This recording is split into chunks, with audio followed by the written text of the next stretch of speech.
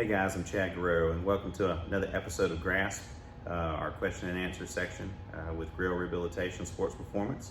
And we had three great questions that came in to us. And the first one was, is it a good idea to use leg weights during running?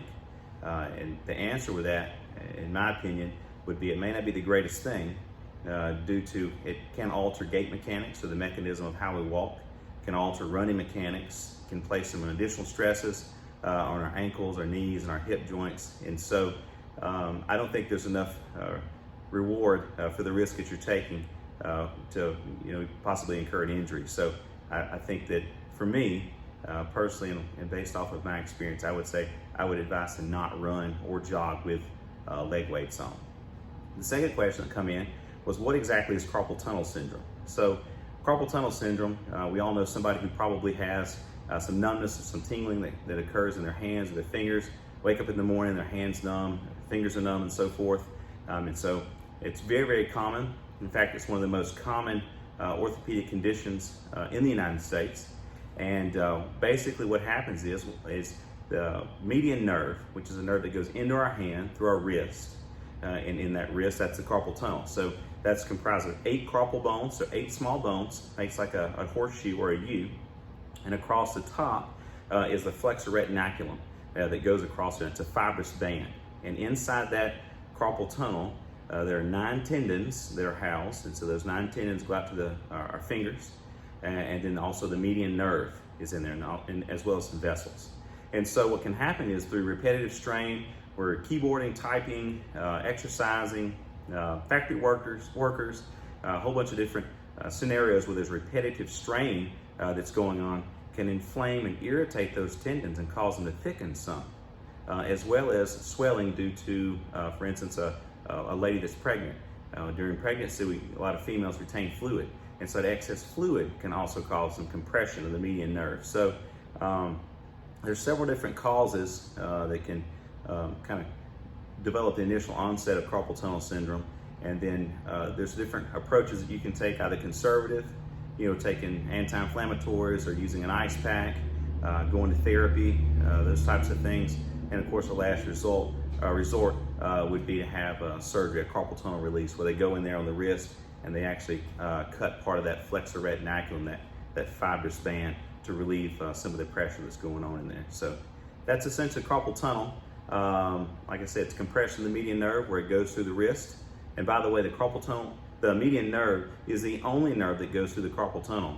Now, the ulnar nerve and radial nerve do not go through the carpal tunnel. So if you're waking up at night and your pinky finger is going numb, or the back side of your hand in certain portions is going numb, then that could be something a little higher up the electrical pathway, possibly in the shoulder or the neck. So because those are different nerves that are supplying sensation and motor control to those parts of our hands. So that's what carpal tunnel is. The last question was related to curve balls. Now, this particular topic has really been controversial and talked about for a long time, especially with youth athletes. Is a curveball safe? What age does a youth athlete need to start throwing curveballs and breaking balls and so forth? And so essentially, we know that based off of the literature that curveballs aren't necessarily good, but they're not necessarily bad.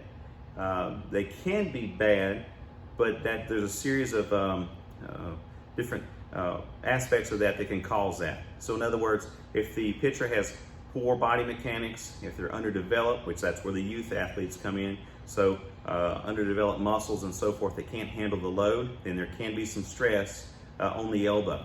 And we all know, anybody that's affiliated with baseball especially, the Tommy John surgery, but that's actually a surgical procedure where they go in and have to repair the ulnar collateral ligament, the ligament on the inside of the elbow that's very commonly torn in baseball or with an overhead athlete. And so with that, there is more stress based off of research. There is more stress on the elbow with fastballs, repeated fastballs, high velocity fastballs, especially for professional athletes, 90 miles an hour and up. When the athlete goes back in what's called the layback position, this is the most valgus torque, or the most stress on the inside of the elbow that occurs in this position just before they start back forwards with internal rotation with their arm.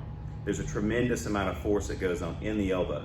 So based off of the research, there's actually more injuries to the ulnar collateral ligament, or the Tommy John ligament, on the inside of the elbow with repeated fastball throwing versus throwing curveballs and other breaking balls. So I'm not necessarily saying, sure, put your 12-year-old or 13-year-old out there and 14-year-old and curveball the heck out of them.